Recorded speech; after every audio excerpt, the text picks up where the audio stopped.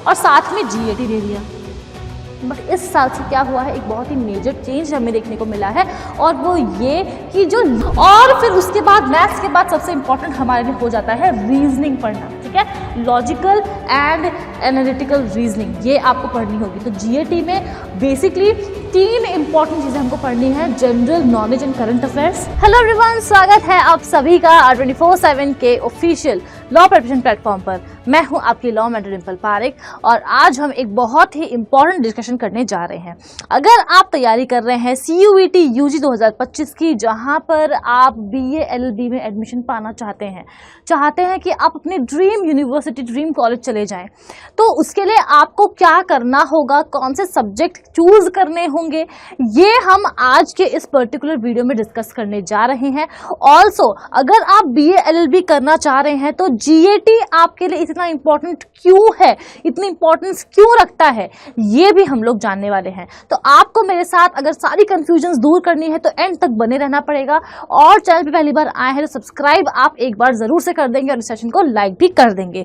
अब हम लोग सीधा चलते हैं एक बार और देखते हैं हमारे सिलेबस को। तो यहाँ पर जहाँ बात आ रही है टोटल सब्जेक्ट्स की, तो आपको देखने को मिल रहा होगा कि टोटल 37 सब्जेक्ट्स हमें देखने को मिलते हैं, जिसको हम लोग क्लासिफाई कर सकते हैं 3 इंपॉर्टेंट कैरेक्टरिस्टिक्स में। ठीक है, अब देखो, आप यहाँ पर देखो क्लासिफिकेशन कैसा है इसका।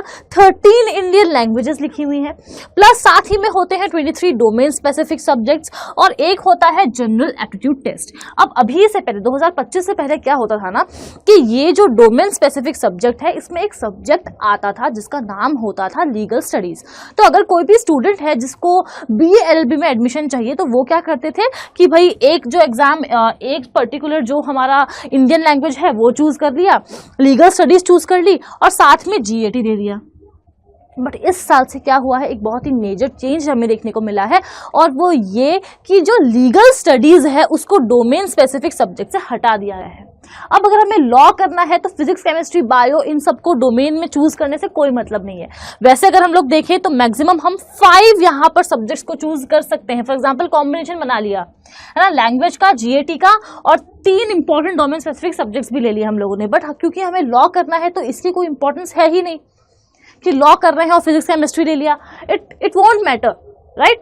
तो इसीलिए हमें क्या करना है, अगर आपको BA LLB करनी है, बहुत सारे बच्चे मुझसे ये पूछते हैं कि मैम क्या कॉम्बिनेशन बनाएं, तो आपके लिए यहाँ पर बेस्ट कॉम्बिनेशन जो है वो बनने वाला है 13 इंडियन लैंग्वेजेस में से लैंग्वेज चूज करने का, और साथ ही में आपको यहाँ पर कॉम्बिनेशन बनाना है जनरल एप्टीट्यूड टेस्ट का, बिकॉज GAT के बेसिस पे ही अब एडमिशंस आपके होने वाले हैं BA LLB में। तो लैंग्वेज आपको चूज करनी है और GAT चूज करना है। अब ये सवाल उठता है कि आखिर GAT में हमें क्या पढ़ना पड़ेगा, क्या क्या चीजें हमें पूछी जाएगी। तो मैं आपको एक बार जल्दी से GAT का भी सिलेबस बता देती हूँ। GAT की अगर हम लोग बात करें तो आपको यहाँ देखने को मिलेगा कि जो आपका पेपर है ना, जो आपके क्वेश्चंस है वो आएंगे सबसे पहले जनरल नॉलेज से और करंट अफेयर्स से। उसके बाद जो नेक्स्ट सब्जेक्ट आपके लिए इंपॉर्टेंट है वो है क्वांट, यानी कि मैथमेटिक्स। मैथ्स में क्या पढ़ना है, जो हमारे बेसिक्स होते हैं, जो हम लोगों ने 10th तक पढ़ी होती है, 10th स्टैंडर्ड तक पढ़ी होती है, वही हमारे लिए इंपॉर्टेंस रखते हैं।